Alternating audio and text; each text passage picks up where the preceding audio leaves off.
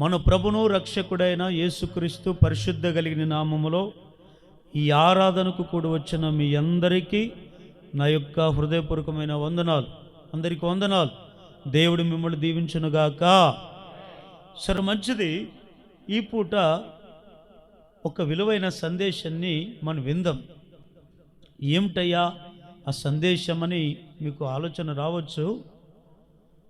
పోయిన ఆదివారం మనకు ప్రభు బల్ల ఆరాధనలో ఒక అద్భుతమైన సందేశాన్ని విన్నాం. ఏం వాక్యం విన్నామంటే, వధువా ఎవరు నీ వరుడు అనే అంశం మీద విన్నాం కదా. వధువు అంటే భార్యకు పోల్చుకొని ఆ భార్యను దేవుడు పరలోకములో వివాహం చేసుకొని పోతున్నాడు. మరి ఆయనకి కాబోయే భార్య ఎలా ఉండాలో మనం 3 విషయాలు మనం చెప్పుకున్నాం. ఎలా ఉండాలి? ఆయనకి కాబోయే భార్యకి ఏమేమి ఉండాలి? కాబోయే భర్త అయినటువంటి యేసయ్యకు లోబడే భార్యగా ఉండాలి. రెండవది, నమ్మకముగా ఉండాలి. మూడవది, అన్ని విషయములలో సిద్ధపాటు కలిగి యేసయ్య కొరకు ఎదురు చూస్తూ గదిలోనే ఉండాలి. అలా ఉన్న ఆ భార్యను ఏం చేసుకుంటాడు? యేసుక్రీస్తు వారు వచ్చి ఈ 3 విషయాలు నీలో మనలో అందరిలో చూసి ఏం చేసుకుంటాడు? అప్పుడు ఆయన భార్యగా చేసుకుంటాడు. పరలోకములు గొప్ప విందును, ఆ వివాహ ఉత్సవాన్ని దేవుడు జరుపుకుంటాడని పోయిన ఆదివారము విన్నాను. సంఘానికి వరుణు గురించి కూడా చెప్పాలి కదా, సంఘానికి భర్త గురించి కూడా చెప్పాలి కదా. భార్యలో ఉండే సుగుణాలని చెప్పావు, మరి భర్తలో ఉండే సుగుణాలు కూడా చెప్పాలి కదా అని ఒక ప్రశ్న నాలో పుట్టింది. ఏమిటయ్యా అంటే, భార్యాభర్తల అనుబంధం అనేది చాలా గొప్పది. అందుకే దేవుడు అంటాడు, నరుడు ఒంటరిగా ఉండుట మంచిది కాదని చెప్పి దేవుడు ఏం చేశాడు? సాటైన సహాయము అంటే ఆదాముకు సహాయం చేసేవారు లేరు. అందుకే ఆదాముకి ఏం చేశాడు? సాటైన సహకారిగా ఎవరిని జత చేశాడు? అవ్వను జత చేశాడు. అయితే ఇప్పుడు నేను చెప్పే ఒక అద్భుతమైన మాట ఏమిటంటే, చదవండి. ఆ మాట చదివితే మీకు అర్థమవుతుంది. పోయిన ఆదివారం చదివించిన ఆ వచనమే చదవండి. యెషయా ప్రవచన గ్రంథం 62వ అధ్యాయం 5వ వచనం. యవనుడు కన్యకను వరించి పెండ్లి చేసుకొనున్నట్లు నీ కుమారులు నిన్ను వరించి పెండ్లి చేసుకొనెదరు. పెండ్లి కుమారుడు పెండ్లి కూతురును చూచి సంతోషించున్నట్లు నీ దేవుడు నిన్ను గూర్చి సంతోషించును. చాలు. పోయిన ఆదివారం ఏం చెప్పుకున్నామంటే, పెండ్లి కుమారుడు అంట పెండ్లి కూతురుని చూసి ఏం చేస్తాడు? సంతోషిస్తాడు. అలాగే దేవుడు కూడా మనల్ని చూసి సంతోషిస్తాడని మనం చెప్పుకున్నాం. అయితే ఇక్కడ మీకు రివర్స్ చెప్తాను ఈ పూట. ఒక పెండ్లి కుమారుడు పెండ్లి కుమార్తెను చూసి సంతోషించినట్లుగా పెండ్లి కూతురు కూడా పెండ్లి కుమారుని చూసి ఏం చేయాలి? చెప్పండి ఏం చేయాలి కదా. ఇప్పుడు పెళ్లికి ఏదైనా పెళ్లి చూపులకి వెళ్ళామనుకోండి, పెండ్లి కుమారుని కొట్టి నచ్చితే సరిపోతుందా? పెండ్లి కూతురు కూడా నచ్చాలి కదా వరుడు. మరి వరుడు నచ్చినప్పుడే కదా వివాహం అనేది జరిగేది. అది మనం ఆలోచించాలి.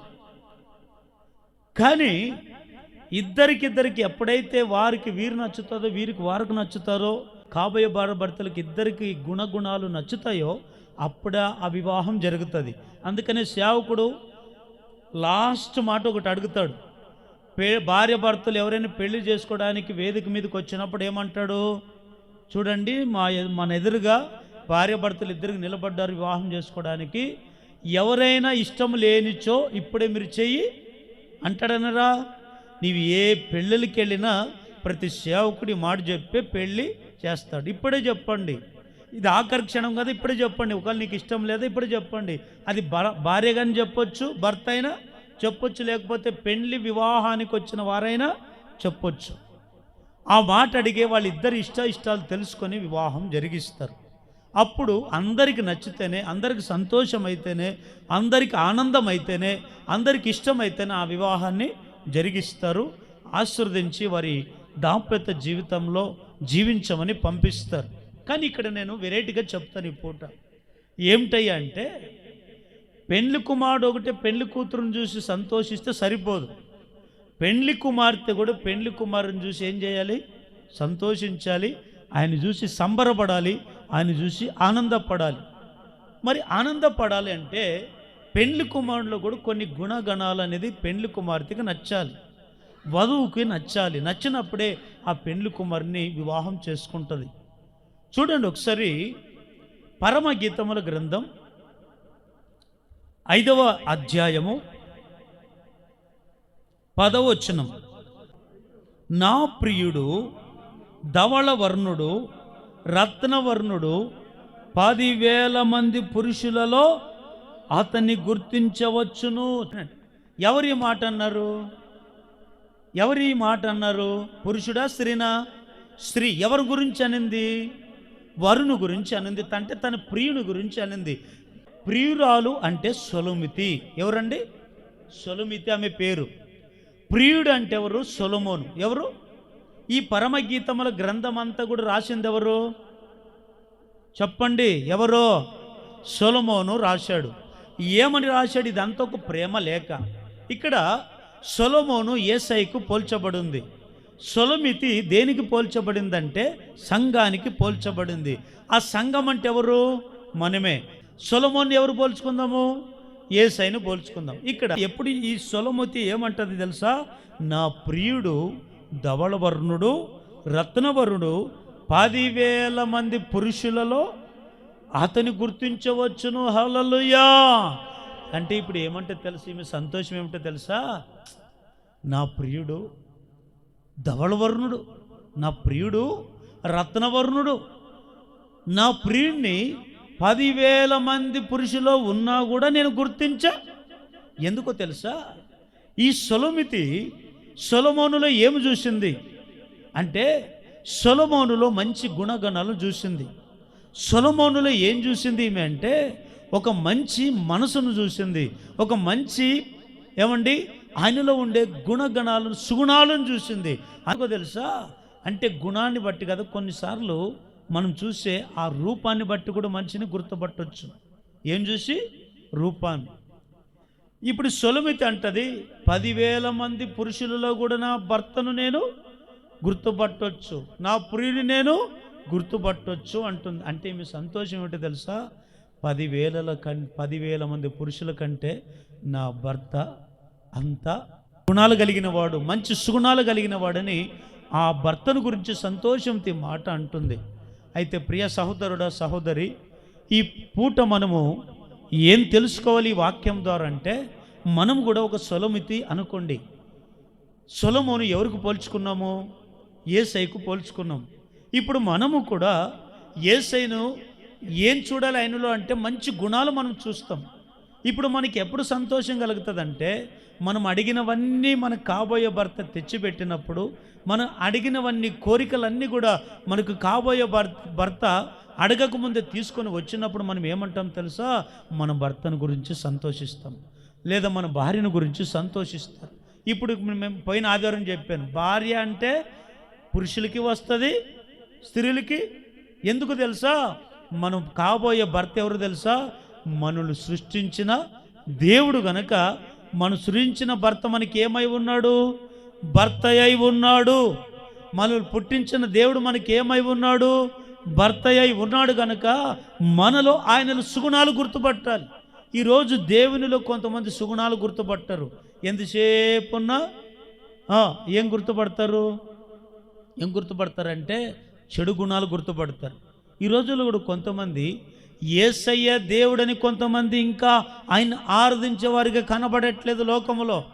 నిజమైన దేవుడు ఈయనే అని గుర్తుపట్టట్లేదు లోకం. అందుకే యేసుక్రీస్తు ఈ లోకానికి శరీరధారిగా వచ్చానని ఒప్పుకొనని వంచకులు ఉన్నారంట భూమి మీద. యేసుక్రీస్తు దేవుడు కాదని బోధించే వాళ్ళు ఉన్నారు, యేసుక్రీస్తు ఒక మనుషుడని బోధించే వాళ్ళు ఉన్నారు. వీళ్ళంతెవరు? యేసుక్రీస్తుకు కాబోయే భార్య కాదు.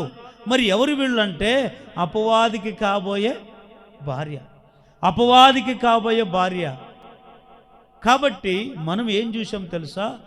ఆ సొలొమోనులో ఉన్న మంచి గుణాలను యేసయ్యలో మనం చూచాము. అందుకే మనం అందరం కూడా ఇప్పుడు ఏం చూస్తాం తెలుసా? ఆయనలో ఉండే గుణగణాలను బట్టి, మంచి లక్షణాలను బట్టే అప్పుడు వివాహానికి మనం కూడా ఒప్పుకుంటాం.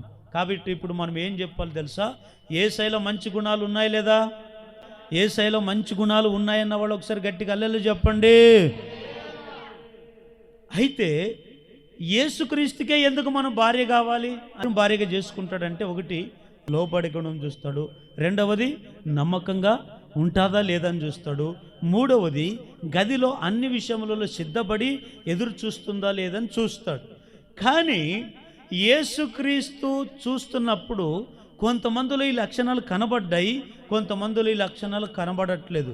మరి ఏ లక్షణాలు కనబడుతున్నాయి తెలుసా? కొంతమందికిలో ఏం కనబడుతుందంటే వేశ్యతనం కనబడుతుంది. ఏ తనము? వేశ్యతనము. ఏంటి వేశ్య అంటే? ఎవరినంటారు ఈ వేశ్య? అంతకు భార్య ఉండాలి, భార్యకు భర్త ఉండాలి. కానీ ఏ స్త్రీ అయితే భర్తకు లోబడుతుందో, తన సొంత భర్తగా అంగీకరిస్తుందో, ఆ భార్య జీవిత కాలమంతూ లోబడి నమ్మకంగా ఉండు, తన కోరికలన్నీ కూడా నెరవేరుస్తూ సిద్ధపాటు కలిగి ఉండాలంట. కానీ యేసుక్రీస్తు వచ్చినప్పుడు కొంతమందిలో ఇవి కనబడట్లేదంట, వేశ్యతనం కనబడుతుంది. అంటే స్త్రీ కోటే కాదు, పురుషునికి కూడా వస్తుంది. పురుషుడు స్త్రీ ఇద్దరు కలుపుకుంటేనే మనం అందరు కలిసే భార్యగా. ఇప్పుడు మనలో వేశ్యతనం కనబడరాదు. వేశ్య ఏం చేస్తుందంటే, ఒక భర్తకు లోబడదు, ఒకరితో సంసారం చేయదు, ఒకరితో కాపురం చేయదు. ఈ వేశ్యతనంతో ఉన్న స్త్రీకి ఏముంటుందంటే, ఎంతసేపు ఉన్న భర్తతో సుఖ సంతోషాలతో ఉండదు. ఏం చేస్తుందంటే, ఆ భర్తను కాకుండా 10 మందితో కాపురం చేసేదాన్నే వేశ్య అంటారు. ఈరోజు వేశ్యకు భర్త ఉన్నా వేశ్యతనం చేస్తారు, భర్తను కోల్పోయినా వేశ్యతనము చేస్తారు. ఈ వేశ్యలుగా మార్చేది ఎవరో తెలుసా? ఒక తల్లిదండ్రులే వేశ్యలుగా మారుస్తున్నారు, ఒక కుటుంబ సభ్యులుగా వేశ్యలుగా మారుస్తున్నారు మనిషిని. కానీ దేవుని బిడ్డలారా, అందుకే యేసుక్రీస్తుకు కాబోయే భార్య ఎలా ఉండాలో తెలుసా? నీలో నాలో వేశ్యతనం ఉండకూడదు. వేశ్యతనం అనేది ఉంటే ఆ వేశ్యను దేవుడు ఏం చేస్తాడు? వివాహం చేసుకోడు. ఎవరికి అప్పగిస్తాడంటే సైతానికి అప్పగిస్తాడు. సైతానా, ఇది నా కాబోయే భార్య కాదు, ఈమెకు లోబడితనం లేదు, ఈమెకు నమ్మకత్వం లేదు, ఈమెలో సిద్ధపడిన గుణగణాలు లేవు, ఈమెకి ఇంకా వేశ్యతనం ఉంది, ఒకరితో సంసారం చేయదు, ఎవరితో పడితే వాళ్ళతో సంసారం చేస్తుంది, ఎవరు పిలిస్తే వాళ్ళతో కాపురానికి వెళుతుంది, కనుక ఈమె నా భార్య కాదు. ఇదిగో నీకు కాబోయే భార్య, ఇదిగో సాతానా, నీవి వెళ్ళి దాన్ని పెళ్లి చేసుకో, లేదా నీవి వెళ్ళి ఆయన పెళ్లి చేసుకో, నీవి వెళ్ళి ఆమెను పెళ్లి చేసుకో అని చెప్పి సాతానుకు అప్పగిస్తాడు. సాతానుకు అప్పగించబడిన భార్యను సాతానుగాడు వరిస్తాడు. ఆ సాతానుగాడు చెప్తాడు, ఇదిగో నీ ఎవరితోకైనా పోయినా పర్లేదు, నీవు ఎట్లాగైనా జీవించినా పర్లేదు, నీవు ఎవరితోనైనా సంసారం చేసినా పర్లేదు, ఎవరితోనైనా వ్యభిచారం చేసినా పర్లేదు, అయితే నువ్వు నాకు ఆఖరికి నా స్థానంలో నీవు ఉండాలంటాడు. వాని స్థానం ఎక్కడ? ఆఖరి అగ్ని ఆరదు, పురుగు చావదు, నరకానికి వెళ్ళడానికి వాడు ద్వారం తెరుస్తాడు. కానీ యేసుక్రీస్తు వారికి కాబోయే భార్య ఎలా ఉండాలో తెలుసా? పరిశుద్ధంగా ఉండాలి, ఒకే భర్తకు లోబడాలి, ఒకే భర్తతోనే నమ్మకంగా ఉండాలి, ఒకే భర్తకు కావలసిన ఆ కోరికలను తీర్చే భార్యగా మనమందరం ముందుముగాక. గట్టిగా ఆమేన్ చెప్పండి. రోజు కొంతమంది వేశ్యతనం అనేది మానుకోరు. వేశ్యతనం అనమంటే ఒకరితో సంసారం చేసేదాన్ని సంసారం అంటారు, 10 మందితో సంసారం చేసేదాన్ని ఏమంటారు? వేశ్యతనం అంటారు. అలాంటి వేశ్యతనం ఒకవేళ మనలో దేవుడు చూశాడు అనుకోండి, మనం భారీగా ఆయనకి వివాహం చేసుకోడు. ఏం చేస్తాడు తెలుసా? నువ్వు నా భార్య కాదు, నా భార్య అయితే నువ్వు నాకు లోబడేదానివి, నాకు కాబోయే భార్య అయితే నమ్మకంగా ఉండేదానివి, నాకు కాబోయే భార్య అయితే నాకు ఇష్టం వచ్చినట్లుగా బ్రతికేదానివి, నువ్వు నా భార్య కాదు, నీవు ఒక వేశ్యవి కనుక ఈ వేశ్య జీవితం నాకొద్దు, ఈ వేశ్యగా ఉండే భార్య నాకు వద్దని చెప్పి ఆమెను వివాహం చేసుకోడు, అపవాదికి అప్పగిస్తాడు. అయితే ఇక్కడ ఒక మాట వినండి. మరి ఇప్పుడు ఆయనలో మనం పెళ్లి చేసుకోవాలంటే ఆయనలో కూడా వేశ్యతనం ఉండకూడదు కదా? కరెక్టే లేదా? మరి ఆయనలో అందుకే యేసుక్రీస్తు వారు ప్రపంచానికి ఒక సవాల్ విసిరాడు, నాలో పాపం ఉందని మీలో ఎవరైనా రుజువు చేయగలుగుతారా అంటాడు. అంటే ఇప్పుడు యేసయ్యలో ఏమి లేదు? వేశ్యతనం లేదు. యేసయ్యలో వేశ్యతనం లేదు. మనలో వేశ్యతనం ఉండొచ్చు, వేశ్యతనం ఉంటే దేవుడు వివాహం చేసుకోడు. కానీ పరిశుద్ధుడైన దేవుడు గనక, అందుకే వాక్యం అంటుంది, నేను పరిశుద్ధుని గనక మీరును పరిశుద్ధులై ఉండండి. అప్పుడే పరిశుద్ధత కలిగి మనం ఉండగలిగితే, ఆ పరిశుద్ధత కలిగిన సంఘమైన ఒక భార్యగా మనం సిద్ధపడితే, అప్పుడు మనములు పరలోకములు వివాహం చేసుకుంటాడు, వివాహంలో విందు ఏర్పాటు చేస్తాడు. అయితే ఇప్పుడు యేసయ్యలో కూడా కొన్ని గుణగణాలు నేను చెప్పి నేను ముగిస్తాను. ఎందుకయ్యా మనకు ఆయనే మనకు భర్తగా ఉండాలంటే, ఒకటి ఎఫెసీయులకు రాసిన పత్రిక 5వ అధ్యాయం 25వ వచనం, పురుషులారా మీరును మీ భార్యలను ప్రేమించుడి, అటువలే క్రీస్తును కూడా సంఘమును ప్రేమించి అది కళంకమైనను ముడతైనను అట్టిది మరి ఏదైనను లేక పరిశుద్ధమైనది కాదు, నిర్దోషమైనది గాను, మహిమగల సంఘము గాను ఆయన తన ఎదుట దానిని నిలబెట్టుకొనవలనని వాక్యముతో ఉదక స్నానము చేత దానిని పవిత్రపరిచి పరిశుద్ధపరచుటకై దాని కొరకు తన్ను తాను అప్పగించుకొనెను. ఇక్కడ ఆయనలో గుణం ఏమిటయ్యా అంటే, ఇక్కడ ఇదే రాయబడి ఉంది. పోయిన ఆదివారం చెప్పుకున్నాం, స్త్రీలారా మీ సొంత పురుషులకు మీరు లోబడి ఉండండి అన్నమా. ఇప్పుడు పురుషునికి వచ్చేసరికి మనం ఏం చూడాలి ఆయనలో అంటే, ఒక గుణం ఏముందో తెలుసా? ఆయన మనల్ని తనకంటే ఎక్కువ ప్రేమించే గుణం చూస్తున్నాం. ఏం చూస్తున్నాము? తనకంటే సంఘముగా ఉన్న మనల్ని ఎక్కువగా ప్రేమిస్తున్నాడంట. ఆయనలో ఏముంది? మొదటి గుణము తనకంటే. ఈ మాట బాగా వినాలి. తనకంటే అంటే ఎవరికంటే? యేసయ్య కంటే సంఘాన్ని, అంటే సంఘం అంటే మనల్ని ఎక్కువ ప్రేమిస్తున్నాడంట. ఈ ప్రేమ అనేది మీరు చాలాసార్లు వినే ఉంటారు, ఈ వాక్యాన్ని చాలాసార్లు చదివి ఉంటారు. ఈ ప్రేమ గురించి కొద్దిగా లోతుగా చెప్తాను, వినండి. కొంతమందికి ప్రేమల గురించి తెలియవు. ప్రేమలు అనేవి ఎట్లాంటివంటే, 2 రకాల ప్రేమలు ఉన్నాయి. 2 రకాల ప్రేమలు. ఒకటి దేవుని ప్రేమ వేరే, రెండవది లోకానుసారమైన ప్రేమ వేరే. దేవుని ప్రేమకి లోకానుసారమైన ప్రేమకి చాలా తేడా ఉందా లేదా? ఉంది. దేవుని ప్రేమలో కామకత్వము లేదు, దేవుని ప్రేమలో అసూయ లేదు, దేవుని ప్రేమము డంబముగా ఉండదు, దేవుని ప్రేమ ఎలాంటి స్వార్థంగా ఉండదు. లోకమైన ప్రేమ ఏమేముందంటే, చదవండి 1 కొరింథీయులు రాసిన పత్రిక 13వ అధ్యాయం 4వ వచనం. ఏమని రాయబడింది? దేవుని ప్రేమలో ఏముండదు తెలుసా? మొదటిగా అది ఏముండదు?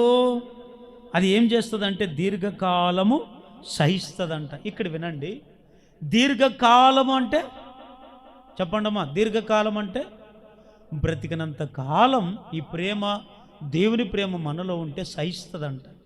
సహించే గుణం ఉంటుందంట. కొంతమందికి ప్రేమ అంటారు కానీ సహించే గుణం ఉండదు. ఎవరైనా బాగుపడుతున్నారంటే సహించుకోరు, ఎవరైనా ఏదైనా ఇతరులకు మేలు చేస్తున్నారంటే సహించుకోరు, ఎవరికైనా ఉద్యోగాలు వస్తే సహించుకోరు, ఎవరైనా చేతి నిండా పని చేసుకొని బతుకుతున్నారంటే సహించుకోరు. ఇంకా ఈ ప్రేమ ఏం చూపుతుంది? అందరి మీద దయ చూపుతుంది. ఏం చూపుతుంది? దయ. ఏంటి దయ అంటే? కనికరము, జాలి, దయ. నీ మీద కోప్పడేవారి మీద దయ చూపుతావు, నీవంటిదే ఇష్టం లేని వారి మీద దయ చూపుతావు, నిన్నంటే అసహించుకునే వారి మీద దయ చూపుతావు, నీ శత్రువు మీద దయ చూపుతావు. నీ అంత పనికిరానిది ఎవరైనా నీ మీద అనేక రకరకాల మాటలన్నా కూడా నీ ప్రేమ నిజమైన ప్రేమ అయితే నీ ప్రేమ ఏం చూపుతుంది? వారి మీద దయ చూపుతుంది. ఇంకా మస్తర పడదంట. ఏం పడదు? కుళ్ళుకోవడం. మస్తర పడుతుంటారు, కొద్దిగా కుళ్ళుకుంటారు. ఎవరైనా కొద్దిగా అట్లా ఇట్లా కొద్దిగా ఆ ప్రారంభ స్థితి నుంచి పైకి వచ్చినప్పుడు మస్తర పడుతుంటారు, కుళ్ళుకుంటుంటారు. ఇంకా కొంతమంది ప్రేమ చూడండి, ఎప్పుడు డంబంగా ప్రవర్తిస్తుంటారు. డంబం అంటే పైన ఒక నటిస్తుంటారు, అంతే ప్రేమ ఉన్నట్టుగా. డంబం చేస్తుంటారు. ఇంకా అది ఉప్పొంగదంట. కొంతమంది చూడండి, ప్రేమ ఎప్పుడు ఉప్పొంగిపోతుంది? కొన్నిసార్లు భార్య భర్తల ప్రేమ కూడా ఉప్పొంగిపోతుంటుంది కదా. ఈ ఉప్పొంగిపోతుంటారు. ఏ విషయంలో ఉప్పొంగిపోతుంటారంటే, చాలామంది జీవితాలు ఎవరైనా ఏదైనా డబ్బు ఇచ్చినప్పుడు, వారికి ఏదైనా నచ్చినట్టుగా ఉన్నప్పుడు ఉప్పొంగిపోయి ప్రేమ చూపుతారు. అట్లాంటి ప్రేమ కూడా డేంజరే. అట్లాంటి ప్రేమను కూడా ఎక్కడ నమ్మకూడదు. ఇంకా ఏముంది అక్కడ? ప్రేమ కొంతమంది ప్రేమ చూడండి, ప్రేమ ఉన్నోళ్ళు అమర్యాదంగా మాట్లాడరు, అమర్యాదంగా నడుచుకోరంట. అది 10 మందిలో ఉన్నా, ఇంట్లో ఉన్నా, ఎక్కడున్నా అమర్యాదంగా నడవరు. ఇంకా స్వప్రయోజనము అంటే ఇదేమి? స్వప్రయోజనం అంటే కొంతమంది ఇంకా వారికి ఏదైనా అవసరం ఉంది అనుకోండి, అవసరం ఉన్నప్పుడే మనిషిని ప్రేమిస్తారు, అవసరం ఉన్నప్పుడే మనిషి దగ్గరకు వస్తారు, అవసరం ఉన్నప్పుడే వారి కొరకు ఇంకా ప్రేమ ఉన్నట్లు నటిస్తారు, అవసరం ఉన్నప్పుడే. దీన్ని ఏమంటారంటే స్వప్రయోజనం కొరకు వాడుకునే ప్రేమ. ఇంకా ఈ ప్రేమ, దేవుని ప్రేమ ఉన్నోళ్ళు తొందర కోపడరు, ఈ ప్రేమ ఉన్నోళ్ళు సహించుకుంటారు. ఇంకా అపకారం కొంతమంది మనసులో ఉంచుకోరు. ఒక తెలియకున్నప్పుడు ఏదన్నా కీడు చేశారనుకోండి, అది దేవుని ప్రేమ కలిగిన వాడు అయితే అది వాళ్ళు నాకు అప్పుడు అపకారం చేశారు కదా, ఇంక నేను కూడా అపకారం చేద్దామని ఆలోచన వారికి కలిగి ఉండదంట, కలిగి ఉండరంట. కారణం ఏమిటంటే కొంతమంది దేవుని ప్రేమ ఉంటే ఇవన్నీ వారిలో ఉండవు. ఇవన్నీ కూడా నీలో ఉప్పొంగిపోతున్నాయి, నీలో అసూయ ఉంది, నీలో మస్తరం ఉంది, నీలో అమర్యాదంగా ఉంటున్నావు, నీ ప్రేమ ఉప్పొంగిపోయి చల్లారిపోతుందంటే అది నీలో ఉండేది దేవుని ప్రేమ కాదు, అది లోకానుసారమైన ప్రేమ. ఒకవేళ అలాంటి ప్రేమ మనలో ఆ భార్యలో ఉంటే గినా దేవుడు అట్లాంటి భార్యను చేసుకోడు. మరి ఆయనలో ఉండే ప్రేమ ఇవన్నీ లేవండి. ఆయనలో ఉండే ప్రేమ, ఆయనలో ఉండే ప్రేమ ఎలాంటిదయ్యా అంటే ఆయనలో మస్తరం లేని ప్రేమ, ఆయనలో ప్రేమ డంబం లేని ప్రేమ, త్వరగా కోపపడని ప్రేమ. చూడండి, శిలువలో వేలాడుతున్నప్పుడు అందరు ఏం చేశారు? యేసుని ప్రేమించారా, ద్వేషించారా? ద్వేషించే కదా శిలువ వేసింది. ఏనాడైనా మత్తయి సువార్త మీరు చదువుకోండి, లూకా సువార్త చదువుకోండి, మార్కు సువార్త చదువుకోండి, యోహాను సువార్త చదువుకోండి. ఏ 4 సువార్తలలో దేవుడు ఎక్కడైనా ఎవరి మీదైనా అసూయ చూపినట్లుగా కానీ, అహంకారంగా మాట్లాడినట్లు కానీ, వారిని ఏదైనా వీరు ఎందుకు బాగుపడ్డారని అసహించుకున్నట్లు కానీ ఎక్కడైనా చూస్తారా? చూడరు. ఎందుకంటే ఆయన ప్రేమలో డంబం లేదండి, ఆయన ప్రేమలో మస్తరం లేదండి. ఆ శిలువలో వేలాడుతున్నప్పటికీ కూడా తండ్రి వీరేమి చేయుచున్నారు ఎరగరు గనుక వీరిని. యేసుక్రీస్తు శిలువలో వేలాడుతున్నప్పుడు అందరూ ఆయన ఒకరు ప్రేమించిన వాళ్ళు లేరు, అందరూ యేసు ప్రభువుని ద్వేషించిన వాళ్ళే ఉన్నారు. కానీ యేసయ్య ఏం చెప్పాడు వాళ్ళ మీద? ఎట్లాంటి ప్రేమ? డంబమైన ప్రేమ కాదు, మస్తరం చూపే ప్రేమ కాదు, కోపపడే ప్రేమ కాదు, ఏమంటే అసూయ చూపే ప్రేమ కాదు. ఎట్లాంటి ప్రేమ అంటే ఆయనలో స్వార్థం లేని ప్రేమ. ఈరోజు ఈ లోకానుసారమైన భార్యకు భర్త దొరికితే ఆ భర్తలైన స్వార్థాన్ని కొరకు నేను ప్రేమిస్తాడేమో కానీ భర్తలో ఏమి లేదు, స్వార్థం లేదు. ఈ రోజుల్లో కొంతమంది భార్య భర్తలు విడిపోవడానికి గల కారణాలు స్వార్థాలు, అసూయలు, ఒకరంటే ఒకరు పడని తత్వాలు ఈ రోజుల్లో ఈ ప్రేమలు ఉన్నాయి కొంతమంది భార్య భర్తల్లో. మరి ఆ భర్తలో ఇవన్నీ ఏమి లేవండి. అందుకే మొదటి గుణం ఏం చూస్తున్నామో తెలుసా? ఆయన అందుకే యోహాను రాసిన మొదటి పత్రిక 4వ అధ్యాయం 10వ వచనాన్ని చదవండి.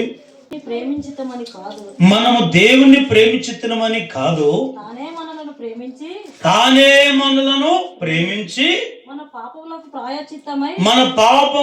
ప్రాయశ్చిత్తమై ఉండుటకు తన కుమారుని పంపెను. ఇందులో ఏముంది? ఒకసారి గట్టిగా చప్పట్లు కొడతారు అందరు కలిసి, గట్టిగా గట్టిగా గట్టిగా గట్టిగా హల్లెలూయా. అయితే ఆయన ఏమిటో తెలుసా? తన ప్రాణానికి ప్రాణం పోనంతగా మనల్ని ఏం చేశాడు? ప్రేమించాడు. ఇందులో ఏముందో తెలుసా? ప్రేమ ఉంది. ఈరోజు మనలో ఏముంది చెప్పండి? ఏముంది? స్వార్థం ఉంది. మనలో ఏముంది? మస్తరం ఉంది. మనలో ఏముంది? డంబం ఉంది. మనలో ఏముంది చెప్పండి? మనలో ఏముంది? ఇంకా అసూయ. మనలో ఏముంది? కోపాలు ఉన్నాయి. ఇవి కాదండి, ఆయన సుగుణాల్లో ఆ స్వచ్ఛమైన ప్రేమ ఉంది. ఆ ప్రేమ ఈరోజు మనందరికి దక్కుతుందంటే మనం ఎంత అదృష్టవంతులము. ఈ రోజుల్లో భార్య భర్తల్లో కానీ, అన్నదమ్ముల్లో కానీ, అక్క చెల్లెల్లో కానీ, తల్లిదండ్రుల పిల్లల్లో కానీ ఎందుకు ప్రేమలు లేవు? మొదట్లో ఉన్న ప్రేమలు ఎందుకు ఈ రోజుల్లో ప్రేమ లేవు? ఒకే ఇంట్లో కాలం గడుపుతుంటారు, ఒకే సంఘములోనే ఉంటారు, కానీ ఏమి లేవు, ప్రేమలు లేవు. ఎందుకు ఈ ప్రేమలు లేవు అన్నప్పుడు దేవుడు నాకు ఒక వచనాన్ని గుర్తు చేశాడు. ఏంటి ఆ వచనం అంటే మత్తయి సువార్త 24వ అధ్యాయం 12వ వచనం. ఏది? అక్రమము విస్తరించుట చేత అనేకులలో ఏం చల్లారిపోయిందంట?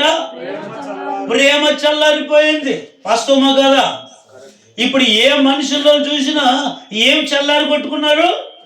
ప్రేమ చల్లారిపోయింది. ఓ భర్త, నీలో ప్రేమ ఉందంటే ప్రేమ లేదు. మొదట్లో ఉన్నంత ప్రేమ సంవత్సరం తర్వాత లేదు. మొదట్లో ఉన్న ప్రేమ 2 సంవత్సరాల తర్వాత లేదు. ఆ ప్రేమ మొదట్లో ఉన్న ప్రేమ 5 సంవత్సరాల తర్వాత కనబడదు. ఒక భార్యలో, భర్తలో, తల్లిదండ్రులు, పిల్లల్లో. ఎందుకు ఆ ప్రేమ చల్లారిపోయిందంటే మనుషుల్లో ప్రేమలు లేవు. ఏమైందో తెలుసా? అక్రమం వచ్చింది. ఏ క్రమం ఇది? అక్రమం. ఏంటి అక్రమము? భార్య భర్తకు నమ్మకం లేదు, భర్త మీద భార్యకు నమ్మకం లేదు, భార్య మీద భర్తకు ఒకప్పుడు నమ్మకంగా ఉన్నారు కదా. ఒకప్పుడు ఒకరంటే ఒకరు ఉండలేని స్థితిలో ఉన్నారు కదా. ఒకప్పుడు ఒకరంటే ఒకరు ఏమండి ఒకే పళ్ళెములో ఆహారం తిన్నారు కదా. ఒకప్పుడు ఏమండి ప్రారంభంలో ఉన్న ప్రేమలో ఒకరంటే ఒకరికి ఒకరు రోగం వస్తే నాకు వచ్చింది అనుకున్నావు కదా. ఇప్పుడు ఏమైంది ఆ ప్రేమ అంటే ఆ ప్రేమలో అక్రమం వచ్చింది. కొంతమంది ప్రేమ ఉన్న వారిలో ఉండే ప్రేమ చూసుకోరు కానీ లేని వాళ్ళలో వెతుకుంటున్నారు కొంతమంది ప్రేమ. దీన్ని ఏమంటారంటే అక్రమము. ఏమంటారంటే అవునండి. యేసుక్రీస్తు అప్పుడు చెప్పాడు మాట, నేను రాకల్లో వస్తాను అప్పుడు మీరు అందరూ సిద్ధపాటు కలిగి ఉండండి, నేను పెండ్లి కుమారుడి వల్ల వస్తాను, మిమ్మల్ని సిద్ధపడితే నేను ఉండే స్థలంలోకి తీసుకొని వెళతాను అంటే కొంతమంది అన్నారు, బోధకుడా నువ్వు ఎప్పుడు వస్తావు, నీ దినం ఏమిటి అంటే ఏ దినం వస్తావు అంటే లేదు నేను దొంగ వలే వస్తాను అంటాడు, పెండ్లి కుమారుడి వలే వస్తాను అన్నాడు. అయితే వీళ్ళు అన్నారు సరే అది చెప్పకపోయినా పర్లేదు కానీ వచ్చేటప్పుడు నీ రాకడ దినాల సూచనలు ఏమిటి అని అడిగాను. ఏమిటి సూచనలు అంటే ఏమి లేదు, నేను వచ్చే లోపల ఈ భూమి మీద కొన్ని సంఘటనలు జరుగుతాయి. ఏమిటన్నా అదే నా రాకడకు గుర్తు. ఏమిటంటే ఏమి జరుగుతుంది? మనుషుల మీదకి, రాజ్యాల మీదకి లోపల ప్రేమించుట కంటే బహిరంగంగా గద్దించి బుద్ధి చెప్పుట అన్నాడు లేదు సొలొమోను. అంటే ఈరోజు దేనికంటే కొంతమంది లోపల ప్రేమిస్తారు. లోపల ప్రేమలో ఏముంది? మస్తరం ఉంది. లోపల ప్రేమ నిన్ను బాగా కోరుకునేది కాదు ప్రేమ. ఈరోజు గద్దించి బుద్ధి చెప్తున్నారు అంటే అది ఏ ప్రేమ తెలుసా? నిజమైన ప్రేమ. ఒక స్త్రీ అన్న పలానా ఆయన్ని నేను ప్రేమించి పెళ్లి చేసుకున్నాను, నమ్మకంగా నాతో జీవితాంతం ఉంటానని ప్రమాణం చేశాడు, కానీ ఇప్పుడు నన్ను వదిలిపెట్టి ఇంకొక ఆమెని పెళ్లి చేసుకున్నాడు అన్న. ఎందుకమ్మా? ఒకప్పుడు కదా మంచి ప్రేమికులు కదా, ఒకప్పుడు చట్టపట్టలు వేసుకొని తిరిగారు కదా, ఒకప్పుడు మంచిగానే ప్రేమతో కలిగి ఉన్నారు కదా. మరి ఏంటి అన్న ఆ ప్రేమలో ఏమొచ్చింది? అక్రమం వచ్చిందన్న. ఇట్లాంటి ప్రేమలు లేవంటారా? హల్లెలూయా. కానీ ఈ మనుషుల భూమి మీద కాబోయే భర్తలో ఈ ప్రేమ ఉంటదేమో, కానీ పెండ్లి కుమారుడుగా వస్తున్న ప్రభుల వారిలో ఈ చక్కని స్వచ్ఛమైన ప్రేమ ఉంది. అదే ఆయన మొదటి గుణం. హల్లెలూయా చెప్పండి గట్టిగా. హెచ్కేల గ్రంథం 33వ అధ్యాయం 31వ వచనం చదవండి. నా జనులు రాదగిన విధముగా వారు నీ ఎద్దుకు వచ్చి నా జనులైనట్టు నీ ఎదుట కూర్చుండి నీ మాటలు విందురు గాని వాటిని అనుసరించి ప్రవర్తింపరు. వారి నోటితో ఎంతో ప్రేమ కనబరుస్తున్నారు గాని వారి హృదయము లాభమును ఆపేక్షించుతున్నది. చూడండి ఎంత బాధకరమైన మాట కదా. ఈరోజు కొంతమంది ఎందుకు వస్తున్నారు అంటే మనం అనుకుంటాం అబ్బో ప్రేమతో నా దగ్గరకు వస్తారేమో, ఎంతో ప్రేమ చూపిస్తున్నారు కదా వీళ్ళు నన్నంటే ఎంతో ప్రేమ అనుకుంటారు కొంతమంది. కానీ వీరి ప్రేమ ఎంతో నోటితో కనబరుస్తున్నారు కానీ వారి ప్రేమలో ఏముందంట? లాభం అపేక్షిస్తుందంట. ఈరోజు నిజంగా కొంతమంది అవసరాన్ని బట్టే ప్రేమిస్తారు, అవసరం అంటేనే ప్రేమిస్తారు, అవసరం అంటే దగ్గరికి వస్తారు, అవసరం అంటే మనిషిని నావాడు అంటారు. అవసరం తీరిన తర్వాత ఏదో డైలాగ్ విన్నా, నేను ఎక్కువ ప్రేమిస్తున్నాను అన్నాడంట. డబ్బు ముఖ్యమా ప్రేమ ముఖ్యమంటే నాకు డబ్బే ముఖ్యమంటానంట కొంతమంది. మరి ప్రేమను ఏం చేయాలంటే మడిసి ఏం చేయాలి? ప్రేమను మడిసి మిమ్మల్ని ఒక ప్రశ్న అడుగుతాను, ఎక్కువ డబ్బును ప్రేమిస్తున్నారా మనిషిని ఎక్కువ ప్రేమిస్తున్నారా? కదా, డబ్బునే ఈరోజు ఎక్కువ ప్రేమిస్తున్నారు. డబ్బుకి ఇచ్చినంత విలువ మనిషిలో ఉండే నిజమైన ప్రేమకి ఈరోజు విలువ లేదు. నీకు డబ్బు ఉంటేనే నిన్ను ప్రేమిస్తారు, డబ్బు ఉంటేనే దగ్గరికి రమ్మంటారు, డబ్బు ఉంటేనే నా ఇంటికి రమ్మంటారు, డబ్బు ఉంటేనే నా దగ్గరకు వచ్చి కూర్చోమంటారు. అదే ఆ వ్యక్తికి డబ్బు లేదనుకో, ప్రేమ ఉంది, దేవుని ప్రేమ ఉంది, నీకు ఆపదలలో కలిగినప్పుడు నీ గురించి చింతిస్తుంది. కష్టాలు కన్నీళ్ళు నీ కొరకు ప్రార్థిస్తారు. అట్లాంటి వారిని ప్రేమ లెక్క చేయరండి. ఈరోజు ఎంతసేపు ఉన్నా నీతో ఏముంది? కొంతమంది డబ్బును చూసి ప్రేమించేవాళ్ళు ఉన్నారు. కానీ మనం ఆరాధిస్తున్న ప్రభుల వారు మనల్ని ఏం చూసి ప్రేమించాడు? కానీ ఒక వేశ్యలాగా మనం ఉన్నాము, వేశ్యలాగా బ్రతికాము, వేశ్యలాగా ఉన్న మనల్ని ఆయన ఎంతో దేవుడి వాక్యం అంటుంది, దేవుడు లోకముని ఎంత ప్రేమించాడు, ఎంతో. ఈరోజు మన ప్రేమ ఎంత? అన్నం పెట్టేంత వరకే మన ప్రేమ. మనకెంత ప్రేమ? మన మాట విన్నంత వరకే మన ప్రేమ. మన ప్రేమ ఎట్లాంటిది? కొంచెమే మన ప్రేమ. కానీ మన యేసయ్య ప్రేమ ఎంతో ప్రేమ. వేశ్యను కూడా ప్రేమించి ఆ ప్రేమే ఆయన సుగుణం. హల్లెలూయా చెప్పండి గట్టిగా. రెండవది పరమగీతముల గ్రంథం 4వ అధ్యాయం 9వ వచనంలో చాలు ఇక్కడ వినండి. అదే సొలొమోను గురించి సొలొమోను ఏమని రాస్తున్నాడంటే, నా ప్రియురాల సొలొమితి, నా హృదయమును నువ్వు ఏం చేసుకున్నావు? వశపరుచుకున్నావు. అంటే అర్థం ఏమిటి? సొలొమితి గురించి ఈయన ఏమన్నాడు అంటే, ఇప్పుడు సొలొమితులు ఏం చూశాడు అంటే, సొలొమోను ప్రేమించిన నాటి మొదలుకొని చచ్చేంత వరకు ఇడిచిందా? ఇడవాలి. ఎందుకంటే మరి ఆ దినంలో భర్త ఇంకో చాలా మంది పురుషులు లేరా? సొలొమోను కంటే అందగాళ్ళు లేరా? సొలొమోను కంటే డబ్బు ఐశ్వర్యవంతులు కలిగిన వారు లేరా?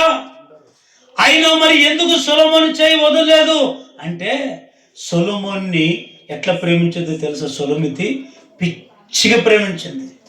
సొలొమితి ప్రేమ ఎట్లాంటిదంటే, సొలొమోను యొక్క హృదయములో తన స్థానాన్ని స్థాపించుకునేంత ప్రేమించిందంట. హల్లెలూయా. అంటే తన హృదయాన్ని వశపరచుకోవడం అంటే, సొలొమోను యొక్క హృదయములో మనసులో ఏమొచ్చింది? ఆమెకు స్థానం ఏమొచ్చింది? ఇప్పుడు సొలొమోను యేసయ్య కూడా మనల్ని చూసి, సొలొమి తన సంఘం అంటే మనల్ని చూసి ఏం చూపించాడు తెలుసా? తన హృదయం, తన మనసులో మనకి ఏమిచ్చాడు? స్థానం. అంటే ఇప్పుడు మనము దేవుని మనసులో స్థానం సంపాదించుకోవాలంటే ఏం చేయాలి? సొలొమితిలాగా సొలొమోను ప్రేమించినట్లుగా, సొలొమోనుకు లోబడినట్లుగా, సొలొమోనుకి నమ్మకంగా ఉన్నట్లుగా మనం కూడా యేసయ్య మనసులో స్థానాన్ని సంపాదించుకోవాలంటే మనలో కూడా లోబడి గుణం ఉండాలి, నమ్మకత్వం ఉండాలి. ఆయనకి నచ్చినట్లుగా మనం ఈ భూమి మీద బ్రతకాలి. అప్పుడే యేసయ్య మనసులో మనకి ఏమొస్తుంది? స్థానం. ఈరోజు దేవుని బిడ్డలారా, మన స్థానం ఎక్కడుండాలి తెలుసా? ఎక్కడుండాలి? కాళ్ళ కింద కాదు. మన స్థానం ఎక్కడుండాలి అంటే ఏమంటే, ఎక్కడో అడవిలో కాదు మన స్థానం ఉండాల్సింది, ఎక్కడో వెనక చోటు కాదు ఉండాల్సింది స్థానం. యేసయ్య మనసులో ఉండాలి మన స్థానం. ఎక్కడ? యేసయ్య మనసులో. చూడండి, యేసయ్య వేశ్యగా ఉన్న మనల్ని అంతగా ప్రేమించాడు. ప్రేమించడమే కాదు, ఆయన మనసులో మనకి ఏమిచ్చాడు? స్థానం ఇచ్చాడు. ఏంటి స్థానము? ఈరోజు కొంతమంది ఆ స్థానాన్ని పోగొట్టుకుంటున్నారు. యోహాను సువార్త 14వ అధ్యాయం 3వ వచనంలో ఏమన్నాడు? నేనుండు లాగున నేనుండే చోటికి మరలా మిమ్మల్ని వచ్చి మీ దగ్గరికి వచ్చి మరలా మిమ్మల్ని తీసుకొని పోతాను. నేనుండే చోటులో మీరు ఉంటారు. అంటే అప్పుడు దాని అర్థం ఏమిటంటే, యేసయ్య మనకు ఒక స్థానం అనేది ఇచ్చారు. ఎక్కడ? పరలోకములో స్థానం దొరుకుతుంది. రెండవదిగా ఆయన మనసులో కూడా. ఈరోజు మనకు యేసయ్య మనసులో స్థానం ఉందే. స్థానాన్ని సంపాదించుకునండి. స్థానాన్ని సంపాదించుకున్నాలంటే ముందు ఆయనే మనకు ఒకే భర్త ఉండాలి. ఇంక వేరే వాళ్ళు ఉండకూడదు. వేశ్యతనం మనలో ఉండకూడదు. ఎప్పుడైతే వేశ్యగా ఉన్న వాళ్ళకి స్థానం ఉంటుందే? ఉండదు. మీ క్యారెక్టర్ బాగాలేదులే, ఈయన క్యారెక్టర్ బాగాలేదులే అని చెప్పి ఏం చేస్తారంటే, వేరే వాళ్ళకి నమ్మకంగా ఉండే వాళ్ళకి స్థానం ఇస్తారు. లోబడే వాళ్ళకి దేవుడు స్థానం ఇస్తాడు.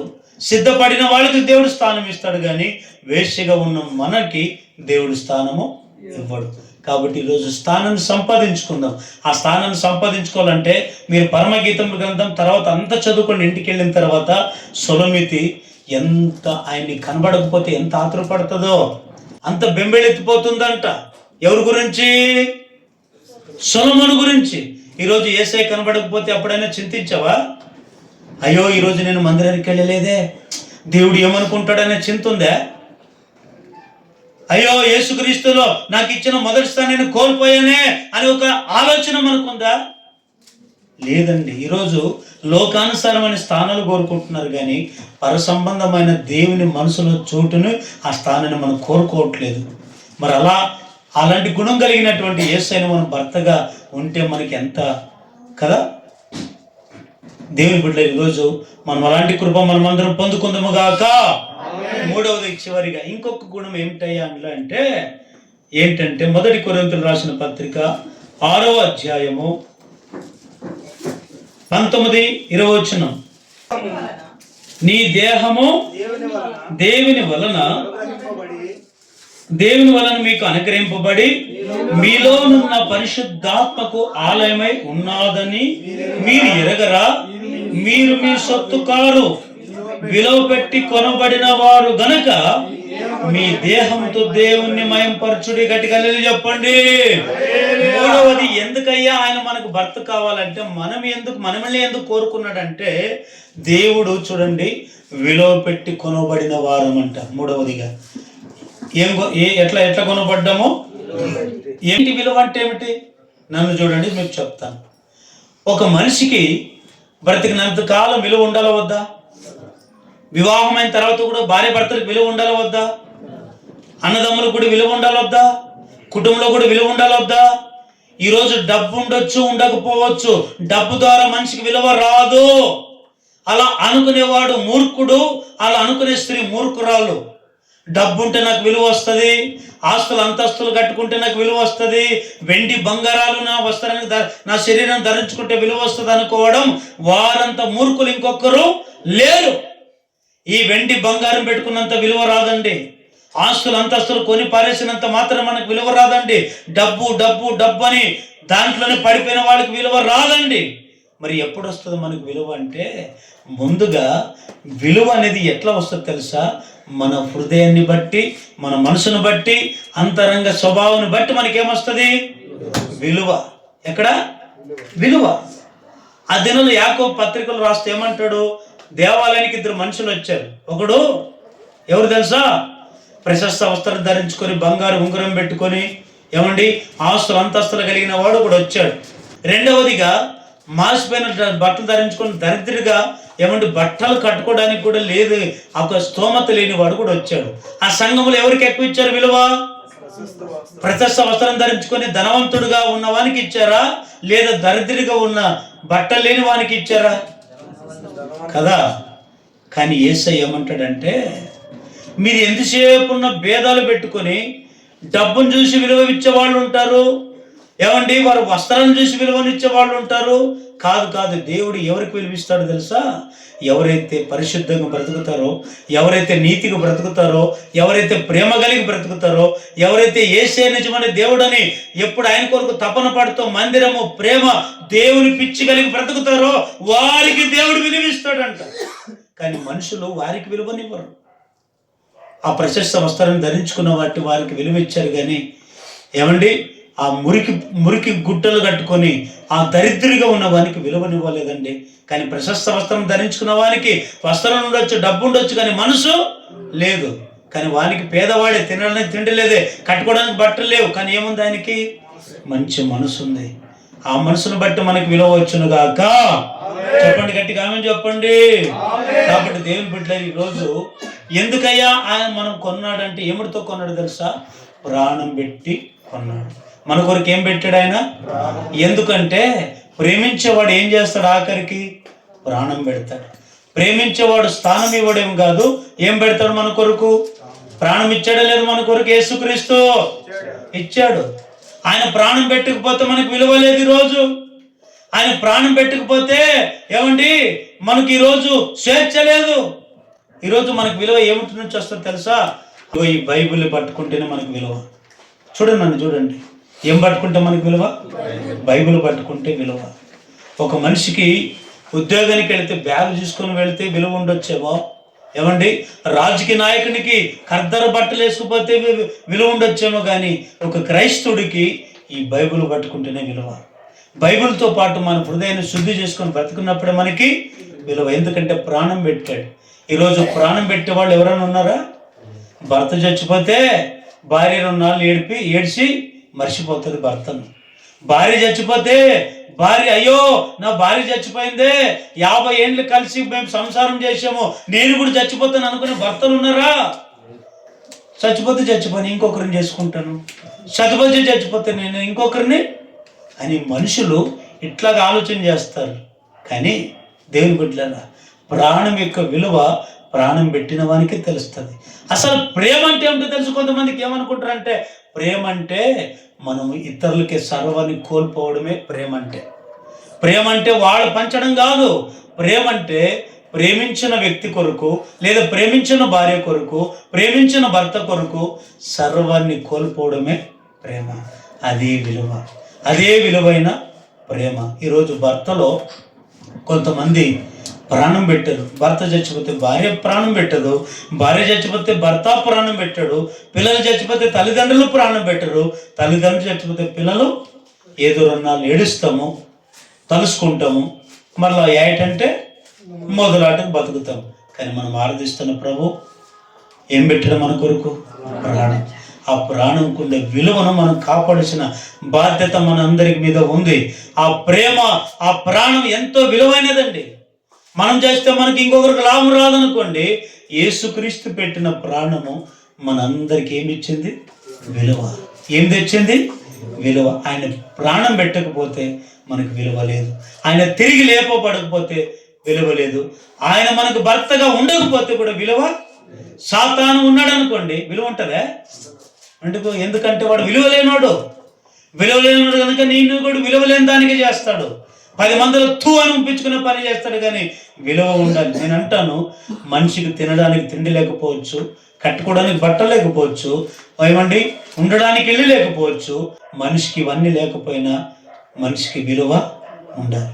విలువ లేని మనిషి సచ్చిన వానితో సమానం. కొంతమంది ఎంత ఉంచినా, ఎంత తుడిచినా, ఎంత వారిని తూ అని ఉంచినా మకం తుడుచున్నాను కాదులే అనుకుంటారు. మరి ఏంటంటే మరి తాగొద్దురా, బాప్తిసం తీసుకున్నాం, తాగొద్దయ్యా, బాప్తిసం తీసుకుని మంచిగా ఉండమంటే విలువలే పోగొట్టుకున్నాం.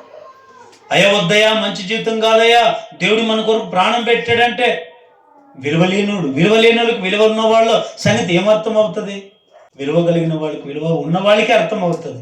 ఇప్పుడు యేసయ్య విలువ పెట్టి కొనబడిన ఆ యేసయ్య ప్రేమ గురించినటువంటి వారికి అర్థం అవుతుంది. కానీ విలువ లేని వాళ్ళకి అర్థం కాదండి. బైబిల్లో రాయబడింది, పేతురు అంటాడు, యేసు ప్రభు అంటే నన్ను మరణిస్తాను, మరలా సిలువ వేస్తాను, 3వ రోజున తిరిగి లేస్తాను, నన్ను పట్టుకొని పోతారంటే పేతురు ఏమన్నాడు? బోధకుడా, ఈ సంగతి జరగకుండాను కాక అన్నాడు. వెంటనే యేసయ్య అంటాడు, సైతాన పో అన్నాడు లేదా? ఎందుకన్నాడు?